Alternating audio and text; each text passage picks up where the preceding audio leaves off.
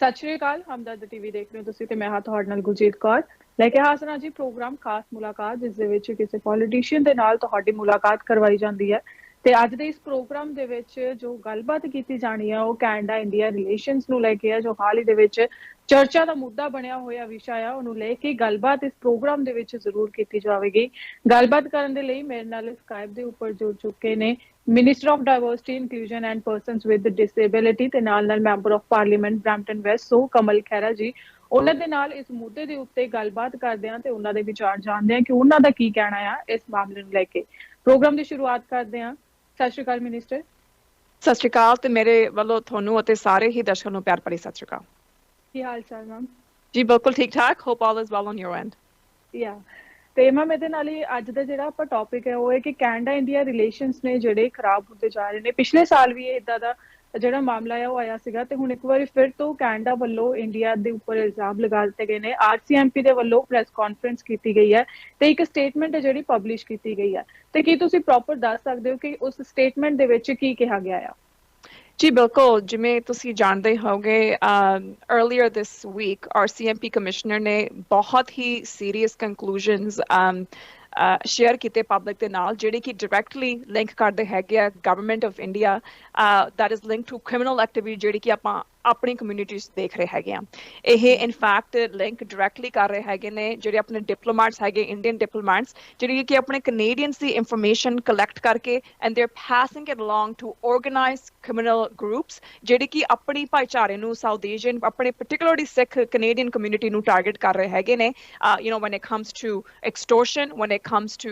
homicides, when it comes to violence activities that are taking place, ਇਹ ਬਹੁਤ ਹੀ ਵੱਡੀ grave violation ਹੈਗੀ ਆ when it comes to ਸਾਡੀ sovereignty ਦੇ ਉੱਤੇ।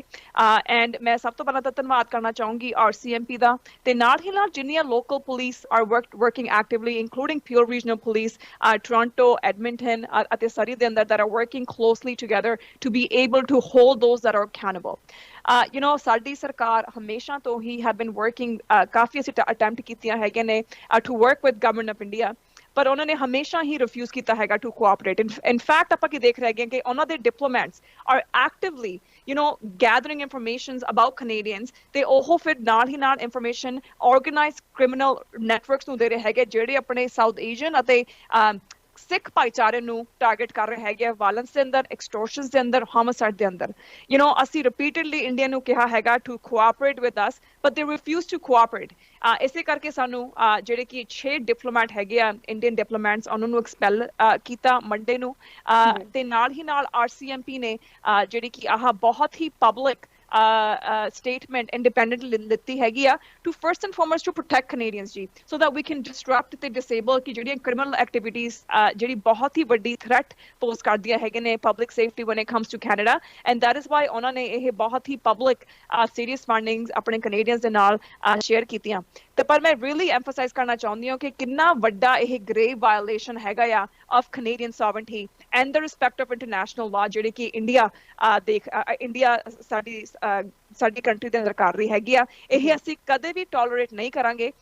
ਐਂਡ ਬਿਕਾਜ਼ ਹਰੇਕ ਕੰਟਰੀ ਦੀ ਤੇ ਸਾਡੀ ਸਰਕਾਰ ਦੀ ਤੇ ਸਾਡੇ ਪ੍ਰਧਾਨ ਮੰਤਰੀ ਦੀ ਸਭ ਤੋਂ ਵੱਡੀ ਪ੍ਰਾਇੋਰਟੀ ਹੈਗੀ ਆ to protect Canadians, and that's why we are working alongside the investigators, the RCMP and local police to make sure ਕਿ ਜਿਹੜੇ ਲੋਕੀ ਅਕਾਊਂਟੇਬਲ ਹੈਗੇ ਨੇ that they go to the proper judicial system to make sure that they're held accountable. ਜੀ, ਤੇ ਮੈਂ ਇਹ ਗੱਲ ਕਰੀਏ ਆਰਸੀਐਮਪੀ ਦੇ ਵੱਲੋਂ ਇਹ ਜਿਹੜੀ ਨਿਊਜ਼ ਹੈ ਹੁਣ ਪਬਲਿਕ ਕੀਤੀ ਗਈ ਹੈ, ਪਰ ਜੋ ਇਹ ਮਾਮਲਾ ਆ ਉਹ 1 ਸਾਲ ਤੋਂ ਵੱਧ ਸਮਾਂ ਬੀਤ ਚੁੱਕਿਆ ਹੈ, ਪਰ ਆਰਸੀਐਮਪੀ ਨੇ ਹੁਣ ਹੀ ਕਿਉਂ ਡਿਸਾਈਡ ਕੀਤਾ ਕਿ ਹੁਣ ਇਹਨੂੰ ਪਬਲਿਕ ਕੀਤਾ ਜਾਵੇ? Look, the reality is RCMP has been working very, very closely for months with apne local police de naal from the day one. They have been working really, really closely. In fact, ਇਹ ਜੀ information ਕਦੇ RCMP share ਨਹੀਂ ਕਰਦੇ ਹੁੰਦੇ ਕਿਉਂਕਿ active investigation ਚੱਲ ਰਹੀਆਂ ਹੈਗੀਆਂ ਨੇ. In fact, we have been trying to work with India ਜਦ ਸਾਨੂੰ allegations ਪਤਾ ਲੱਗੇ. We've been directly trying to work with India so that they can get to the bottom of this and fix this. Instead ਆਪਾਂ ਕੀ ਦੇਖ ਰਹੇ ਹੈਗੇ ਆ that they are using their diplomats ਜਿਹੜੇ ਕਿ ਇਹਨਾਂ ਨੇ Indian diplomats to gather information on Canadians and use that information and give it to organized crime ਜਿਹੜੇ ਕਿ ਆਪਣੇ ਸਿੱਖ ਭਾਈਚਾਰੇ ਨੂੰ ਟਾਰਗੇਟ ਕਰ ਰਹੇ ਹੈਗੇ ਆ that is absolutely unacceptable in fact ਅਸੀਂ ਸਾਡੇ ਜਿਹੜੇ foreign minister ਹੈਗੇ ਨੇ ਉਹਨਾਂ ਨੇ has been working with India on the diplomatic side to say you know what ਸਾਨੂੰ ਇਹ findings ਪਤਾ ਲੱਗ ਰਹੀਆਂ ਹੈਗੇ ਨੇ ਤੁਸੀਂ ਆਪਣੇ diplomats ਦੀ ਜਿਹੜੀ ਕਿ immunity ਹੈਗੀ ਆ ਉਹ waive ਕਰ ਦਿਓ so that they can be investigated but they refused to do that ਇਸੇ ਕਰਕੇ we had to make a very strict decision to expel the 6 diplomats ਤੇ ਇਸੇ ਕਰਕੇ ਕਿਉਂਕਿ RCMP ਚਾਹੁੰਦੇ ਹੈਗੇ ਕਿ ਆਪਾਂ ਇਹ ਜਿਹੜੇ organized crime ਚੱਲ ਰਿਹਾ ਹੈਗਾ ਆ that is actually about making sure that we actually protect Canadians ਇਸੇ ਕਰਕੇ so that we can dismantle that so we can disrupt ਜਿਹੜੀ ਕਿ ਇਹ activities ਚੱਲ ਰਹੀਆਂ ਹੈਗੀਆਂ ਨੇ that pose a real threat to our community that is why they independently made the choice to share that with the public ਨਾਲ ਹੀ ਨਾਲ ਆ ਵੀ ਕਹਿਣਾ ਚਾਹੂੰਗੀ ਜਿਹੜਾ ਆਪਣਾ ਭਾਈਚਾਰਾ ਸੁਣ ਰਿਹਾ ਹੈਗਾ ਆ ਜੇ ਤੁਹਾਡੇ ਕੋਲ ਕੋਈ ਵੀ ਇਨਫੋਰਮੇਸ਼ਨ ਹੈਗੀ ਇਹਦੇ ਬਾਰੇ or you know of someone that has been impacted please ਤੁਸੀਂ ਆਪਣੀ local police particularly ਆਪਣੇ ਬਰੈਂਪਟਨ ਦੇ ਅੰਦਰ Peel regional police ਨੂੰ contact ਕਰੋ because all of us have been working diligently with our law enforcement agents from RCMP to the local enforcements to do this really important work ਜੀ ਤੇ minister ਦੇ ਨਾਲ ਹੀ India ਵੱਲੋਂ ਕਿਹਾ ਜਾ ਰਿਹਾ ਹੈ ਕਿ ਕੈਨੇਡਾ ਸਾਡੇ ਤੇ ਇਲਜ਼ਾਮ ਲਗਾ ਰਿਹਾ ਹੈ ਪਰ ਕੋਈ ਸਬੂਤ ਪੇਸ਼ ਨਹੀਂ ਕੀਤਾ ਗਿਆ ਕੈਨੇਡਾ ਦੇ ਵੱਲੋਂ ਤਾਂ ਕੀ ਕੈਨੇਡਾ ਨੇ ਸਬੂਤ ਦਿੱਤੇ ਆ ਇਹਦੇ ਵਿੱਚ ਕੀ ਕਲੈਰਿਟੀ ਉਹ ਵੀ ਜ਼ਰੂਰ ਸਾਡੇ ਨਾਲ ਸਾਂਝੀ ਕਰੋ ਜੀ from the very beginning ਸਾਡੇ ਸਰਕਾਰ ਸਾਡੇ ਪ੍ਰਧਾਨ ਮੰਤਰੀ ਸਾਡੀ ਜਿਹੜੀ ਇੰਟੈਲੀਜੈਂਸ ਸਿਕਿਉਰਿਟੀ ਏਜੰਸੀਜ਼ ਹੈਗੀਆਂ ਨੇ they have been directly trying to work with India ਤੇ ਅਸੀਂ ਉਹਨਾਂ ਨੂੰ ਕਹਿ ਰਹੇ ਹੈਗੇ ਆ have shown irrefutable evidence ਜਿਹੜੇ ਕਿ ਉਹਨਾਂ ਨੂੰ directly link ਕਰਦਾ ਹੈਗਾ with the criminal activities that is taking place but in fact ਆਪਾਂ ਕੀ ਦੇਖਿਆ ਹੈਗਾ India has refused to collaborate. They have refused to cooperate. Instead, ਆਪਾਂ ਕੀ ਦੇਖ ਰਹੇ ਹੈਗੇ ਆ ਉਹਨਾਂ ਦੇ diplomats ਸਾਡੀ ਕੈਨੇਡੀਅਨਸ ਦੇ ਉੱਤੇ ਉਹਨਾਂ ਦੀ ਸਪਾਈ ਕਰਕੇ ਇਨਫੋਰਮੇਸ਼ਨ ਲੈ ਰਹੇ ਹੈਗੇ ਤੇ ਆਰਗੇਨਾਈਜ਼ਡ ਕ੍ਰਾਈਮ ਗਰੁੱਪਸ ਨੂੰ ਦੇ ਰਹੇ ਹੈਗੇ ਆ ਜਿਹੜੇ ਕਿ ਆਪਣੇ ਸਿੱਖ ਭਾਈਚਾਰੇ ਨੂੰ ਸਾਊਥ ਏਸ਼ੀਅਨ ਕਮਿਊਨਿਟੀ ਮੈਂਬਰਸ ਨੂੰ ਟਾਰਗੇਟ ਕਰ ਰਹੇ ਹੈਗੇ ਆ with extortion with violence with homicides in some extent that is absolutely unacceptable ਤੇ ਕੋਈ ਵੀ ਸਰਕਾਰ ਤੇ ਕੋਈ ਵੀ ਜਦ ਇਹ ਗੱਲ ਆਉਂਦੀ ਹੈਗੀ ਆ public safety the and I really hope ਕਿ this is not a partisan issue we need to make sure ਕਿ ਆਪਾਂ united ਹੈਗੇ ਆ as Canadians and that we support Canadians and protect Canadians ਨਾਲ ਹੀ ਨਾਲ ਮੈਂ ਇੱਕ ਹੋਰ ਵੀ ਗੱਲ ਕਹਿਣਾ ਚਾਹੂੰਗੀ I think ਜਿਹੜੀ ਬਹੁਤ ਹੀ ਜ਼ਰੂਰੀ ਹੈਗੀ ਆ ਆਪਣੇ ਪਬਲਿਕ ਨੂੰ ਸੁਣਨ ਲਈ and that is ਕਿ ਜਿਹੜੀ ਕਿ ਆਪਣੀ foreign inquiry ਵੀ ਚੱਲ ਰਹੀ ਹੈਗੀ ਆ ਉਹਦੇ 'ਚ ਉਹਨਾਂ ਨੇ ਇਹਦੇ ਬਾਰੇ ਗੱਲ ਕੀਤੀ ਹੈਗੀ ਆ ਕਿ ਇੰਡੀਆ ਕਿਵੇਂ misinformation ਅਤੇ disinformation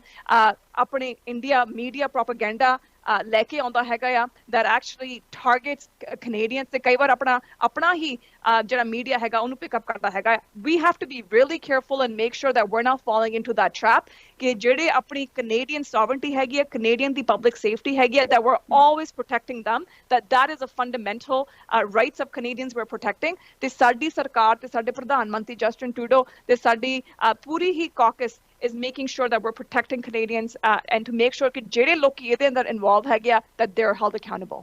ਜੀ ਤੇ ਮਿਨਿਸਟਰ ਫੈਮਿਲੀਜ਼ ਦੀ ਗੱਲ ਕਰੀਏ ਜਾਂ ਕੈਨੇਡੀਅਨ ਸਿਟੀਜ਼ਨ ਜੋ ਇੰਡੀਆ ਦੇ ਨਾਲ ਬਿਲੋਂਗ ਕਰਦੇ ਨੇ ਤਾਂ ਕੈਨੇਡਾ ਇੰਡੀਆ ਰਿਲੇਸ਼ਨ ਖਰਾਬ ਹੋਣ ਦੇ ਨਾਲ ਫੈਮਿਲੀਜ਼ ਤੇ ਕੀ ਅਸਰ ਪਏਗਾ ਜਾਂ ਜੋ ਲੋਕ ਇੰਡੀਆ ਤੋਂ ਆਪਣੇ ਇੱਥੇ ਪਰਿਵਾਰਾਂ ਨੂੰ ਮਿਲਣ ਆਉਣਾ ਚਾਹੁੰਦੇ ਆ ਉਹਨਾਂ ਤੇ ਕੀ ਅਸਰ ਪਏਗਾ ਜੀ I think ਪਹਿਲਾਂ ਤਾਂ ਮੈਂ ਕਹੂੰਗੀ ਕਿ ਮੈਂ ਹਮੇਸ਼ਾ ਕਹਿੰਦੀ ਹੁੰਦੀ ਆ ਕਿ ਆਪਾਂ ਕੋਈ ਨਹੀਂ ਚਾਹੁੰਦਾ ਸੀਗਾ ਕਿ ਆਪਾਂ ਇਹ ਸਿਚੁਏਸ਼ਨ 'ਚ ਹੋਈਏ ਇਨਫੈਕਟ ਆਪਾਂ ਜਾਣਦੇ ਹੈਗੇ ਆ ਕਿੰਨਾ ਜ਼ਰੂਰੀ ਹੈਗਾ ਕੈਨੇਡਾ ਤੇ ਇੰਡੀਆ ਦਾ ਰਿਲੇਸ਼ਨਸ਼ਿਪ ਕਿਉਂਕਿ ਕਿੰਨੀ ਕਮਿਊਨਿਟੀ ਹੈਗੀ ਆ ਆਪਾਂ ਸਾਰੇ ਇੰਡੀਆ ਤੋਂ ਹੀ ਆਏ ਸੀਗੇ ਇੱਥੇ ਕਿੰਨੀ ਕਮਿਊਨਿਟੀ ਹੈਗੀ ਜਿਹੜੀ ਇੱਥੇ ਇੰਡੀਆ ਜਾਂਦੀ ਹੈਗੀ ਆ in fact we have been trying to work ਕਿ ਆਪਾਂ ਹੋਰ ਕਿਵੇਂ ਅੰਮ੍ਰਿਤਸਰ ਤੋਂ ਫਲਾਈਟਸ ਡਾਇਰੈਕਟ ਫਲਾਈਟਸ ਲੈ ਕੇ ਆਈਏ ਇਹ ਜਿਹੜੇ ਐਕਚੁਅਲ ਇਸ਼ੂ ਹੈਗੇ ਆ I mean ਆਪਣੇ ਬਰੈਂਪਟਨ ਦੇ ਅੰਦਰ ਕਿੰਨੇ ਇੰਪੋਰਟੈਂਟ ਇਸ਼ੂਸ ਹੈਗੇ ਨੇ but so we've been trying to work in that but instead ਆਪਾਂ ਕੀ ਦੇਖ ਰਹੇ ਹੈਗੇ ਆ ਕਿ India ਸਰਕਾਰ ਨੇ India has been directly involved in killing of a Canadian citizen on Canadian soil ਇਹ ਛੋਟੀ ਗੱਲ ਨਹੀਂ ਹੈਗੀ this is a clear violation ਜੀ of Canada the sovereignty we have been trying to work with India ਹਰੇਕ ਪਾਸਿਓਂ ਅਸੀਂ been trying to work with them ਸਾਡੇ national security agencies has been trying to work diplomatically ਅਸੀਂ ਉਹਨਾਂ ਦਾ try ਕਰ ਰਹੇ ਹੈਗੇ ਆ to work with them but instead of working with us and cooperating with us what we're seeing is India was using their own diplomats to target Canadians that is unacceptable ਜੀ ਇਸੇ ਕਰਕੇ ਸਾਨੂੰ ਇਹ serious step ਉਠਾਉਣਾ ਪਿਆ, ਜਿੱਥੇ ਕਿ RCMP ਨੇ ਪਹਿਲਾਂ ਤਾਂ ਲੋਕਾਂ ਦੇ ਨਾਲ ਸ਼ੇਅਰ ਕੀਤਾ ਕਿ ਜਿਹੜਾ ਇਹ ਕ੍ਰਿਮੀਨਲ ਐਕਟੀਵਿਟੀਜ਼ ਚੱਲ ਰਹੀਆਂ ਨੇ ਉਹਨਾਂ ਨੂੰ ਕਿਵੇਂ ਡਿਸਟਰਪਟ ਕੀਤਾ ਜਾਵੇ, ਤੇ ਨਾਲ ਹੀ ਨਾਲ ਇਸੇ ਕਰਕੇ ਸਾਨੂੰ ਜਿਹੜੇ 6 ਡਿਪਲੋਮੈਟ ਹੈਗੇ ਇੰਡੀਅਨ ਡਿਪਲੋਮੈਟਸ ਉਹਨਾਂ ਨੂੰ ਐਕਸਪੈਲ ਕਰਨਾ ਪਿਆ, because when it comes to Canadian security, when it comes to protecting Canadians, we will leave no stone unturned, but we're going to continue to make sure we work alongside our ਜਿਹੜੇ ਆਪਣੇ 5 eye partners ਹੈਗੇ ਆ with the UK, US, ਜਿਹੜੇ ਕਿ ਉਹ ਵੀ ਆ ਕੇ ਕਹਿ ਰਹੇ ਹੈਗੇ ਨੇ that India needs to work on these very serious allegations. ਸਾਡੀ priority ਹੈਗੀ to protect Canadians, to make sure that we are protecting the sovereignty of this country, ਤੇ ਜਿਹੜੇ ਲੋਕੀ ਇਹ ਜਿਹੇ criminal activities ਦੇ ਅੰਦਰ responsible ਹੈਗੇ ਨੇ that they are held accountable.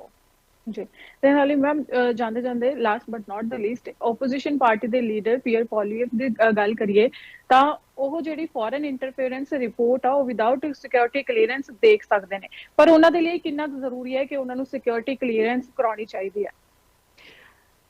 ਲੋਕ ਜਿਹੜੀ ਕਈ ਟਾਪ ਸੀਕ੍ਰੇਟ ਜਿਹੜੀਆਂ ਇਨਫੋਰਮੇਸ਼ਨ ਹੁੰਦੀ ਆ ਉਹ ਆਪਾਂ ਆਬਵੀਅਸਲੀ ਹਰੇਕ ਕੈਨੇਡੀਅਨ ਨਾਲ ਨਹੀਂ ਸ਼ੇਅਰ ਕਰ ਸਕਦੇ, ਪਰ ਵੀ ਐਕਸਪੈਕਟ ਕਿ ਜਿਹੜੇ ਆਪਣੇ ਲੀਡਰਸ ਹੈਗੇ ਨੇ that they see that top security clearance and they know the information that is about national security. Pierre Poilievre is the only leader ਜਿਹਨੇ ਆਪਣੀ ਇਹ top security clearance ਨਹੀਂ ਲਿੱਤੀ। ਕਿਉਂ ਨਹੀਂ ਲਿੱਤੀ? I think that's a question for him. Because ਆਪਾਂ ਦੇਖ ਰਹੇ ਹੈਗੇ he is using his own political agenda. ਆਪਾਂ ਨੂੰ ਨਹੀਂ ਪਤਾ ਉਹ ਕੀ ਹਾਈਡ ਕਰ ਰਿਹਾ ਹੈਗਾ ਜਾਂ ਕਿਹਨੂੰ ਉਹ ਪ੍ਰੋਟੈਕਟ ਕਰ ਰਿਹਾ ਹੈਗਾ, but it is shameful. It is shameful to see ਕਿ ਜਦ national security ਦੀ ਗੱਲ ਹੁੰਦੀ ਹੈਗੀ ਆ he is putting his own partisan ਕਿ ਉਹਦਾ politically ਉਹਨੂੰ ਕੁਛ ਨਾ ਹੋ ਜੇ, ਉਹ ਜ਼ਿਆਦਾ ਉਹਨੂੰ priority ਦੇ ਰਿਹਾ ਹੈਗਾ rather than protecting Canadians, ਤੇ rather than protecting ਜਿਹੜੀ ਸਾਡੀ democracy ਹੈਗੀ ਆ। It is shameful and Canadians need to ask him a question, who is he trying to hide?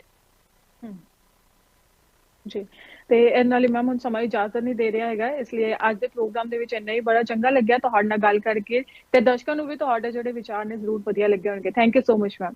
Thank you ਤੁਹਾਡੇ ਸਾਰਿਆਂ ਦਾ ਬਹੁਤ ਬਹੁਤ ਧੰਨਵਾਦ, ਐਂਡ ਆਈ ਹੋਪ ਦੈਟ ਅਸੀਂ ਜਿਹੜੇ ਫੈਕਟਸ ਹੈਗੇ ਨੇ ਉਹ ਆਪਣੀ